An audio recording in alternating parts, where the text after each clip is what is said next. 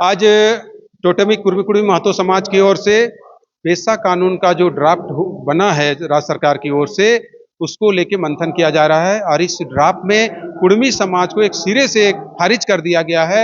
उस पर विचार मंथन हो रहा है कि राज्य सरकार का ये दोहरी नीति नहीं चलेगी। कुर्मी जनजाति एक सशक्त जनजाति है और बगैर कुर्मी जनजाति का जो परंपरा है, जो 22वीं व्यवस्था है, उसको बगैर उस ड्राफ्टिंग में शामिल किए अगर जबरदस्ती कुर्मी जनजाति को एसटी का सूची में ये कुर्मी ड्राफ्ट को लाने का अगर प्रयास करती है सरकार, तो हम लोग बर्दाश्त नहीं करेंगे।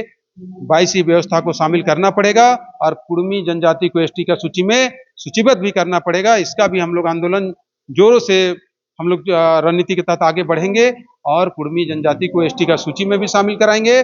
कुड़माली भाषा को संविधान की 8वीं अनुसूची में भी शामिल कराएंगे और राज्य सरकार को 22वीं व्यवस्था जो कुर्मियों का जो व्यवस्था है, शासन व्यवस्था, उसको पेशा एक्ट में शामिल करना पड़ेगा। बिल्कुल नहीं, क्यों पेशा को खारिज करेंगे? पेशा एक जनजातियों का फेवर में है और हम भी एक सशक्त जनजाति हैं, तो पेशा एक्ट का हम विरोध कैसे करेंगे? वो मेरे फेवर में है, लेकिन उसमें हमको अधिकार नहीं दिया है राज्य सरकार के द्वारा। उसको हम ऐड कराना चाहते हैं कि जो मेरा 22वीं व्यवस्था है, और अगर सरकार 22वीं व्यवस्था कभी तुरंत में नहीं लाना चाहती है, तो कुर्मी को पहले एसटी में लाए, तब पेशा कानून को लगाया जाए। और ऐसा नहीं होता है, जबरदस्ती अगर इसको कानून को लागू किया जाता है, तो आपको देखने को मिलेगा कि हाउस के अंदर जिस दिन ये कानून आएगी, उस दिन आपको देखने को मिलेगा कि जितने भी गैर एसटी जो विधायक हैं, वो सभी इस कानून के खिलाफ खड़ा होंगे, सरकार के खिलाफ खड़ा होंगे। ऐसा तैयारी कुर्मी समाज की ओर से चल रही है।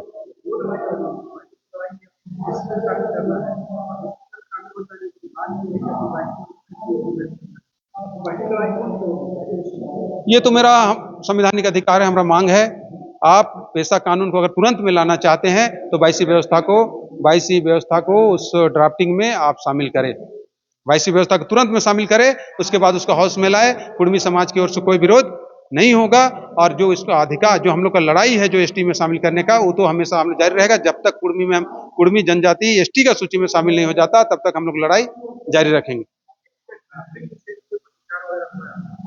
देखिए, ड्राफ्टिंग सार्वजनिक हो चुका है और उस ड्राफ्टिंग में कहीं पर कुर्मी जनजाति का अधिकार छीना ही जा रहा है। उसके साथ साथ जितने भी गैर आदिवासी जो झारखंड में निवास करते हैं, चाहे वो मुस्लिम समाज के हो या हरिजन समाज के हो या वैश्य समाज के हो, सभी के लिए खतरा है। ऐसा नहीं कि कुर्मी समाज को सिर्फ खतरा है। ये शासन व्यवस्था जिस तरह ड्राफ्टिंग किया गया है, शेड्यूल एरिया में एक तरफा कर दिया गया है। आपको पूछेगा ही नहीं, आपको किसी चीज में एक तरफा पावर दे दिया जा रहा है, तो एक सिरे से हम लोग गुलाम हो जाएंगे। कोई भी ना ही हमारा कोई सामाजिक व्यवस्था रहेगा, ना ही कोई हमारा प्रशासनिक व्यवस्था, हमारा पावर रहेगा कि हम प्रशासन से कुछ बोल सकते हैं। ऐसे ऐसे ड्राफ्टिंग को आप पढ़िए, देखिएगा, ऐसे ऐसे ताकत दे दिया गया है ड्राफ्टिंग में कि गांव का सरकार होगा और वही सारा शासन व्यवस्था देखेगा।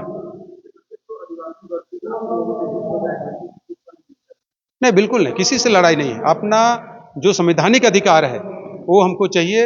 हमको 22वीं व्यवस्था को ऐड कराना है पेशा एक्ट का जो ड्राफ्टिंग है उसमें। और ऐसा अगर सरकार नहीं करती है, तो अगर हाउस में जबरदस्ती लाने का प्रयास करेगी, तो कुर्मी समाज का जो ताकत है हाउस में दिखेगा। गैर आदिवासी जितने विधायक हैं, वो कानून का विरोध करेंगे हाउस के अंदर।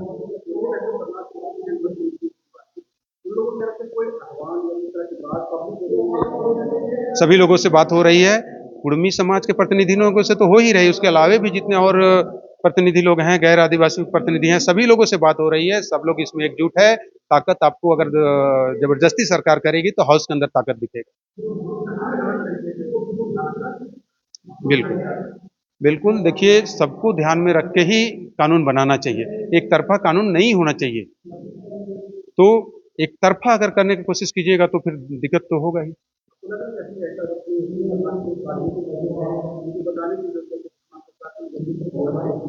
नहीं, बिल्कुल, एसटी समाज जो वर्तमान में जो एसटी हैं, उनसे हम लोग का कोई गिला शिकवा नहीं है।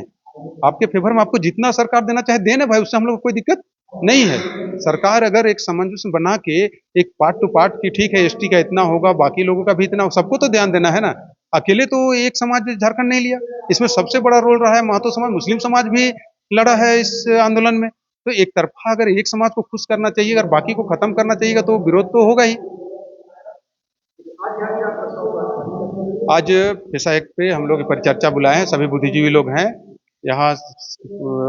परिचर्चा के बाद महामहिम जी से हम लोग समय लेंगे, उनसे मिलेंगे और संबंधित जो मंत्री हैं दीपिका पांडे जी, उनसे भी हम लोग मिलेंगे और मिल के अपना बातों को रखेंगे। उसके बाद भी जबरदस्ती करने की कोशिश किया जाएगा तो चरम तरीके से हम लोग आंदोलन को बाध्य होंगे।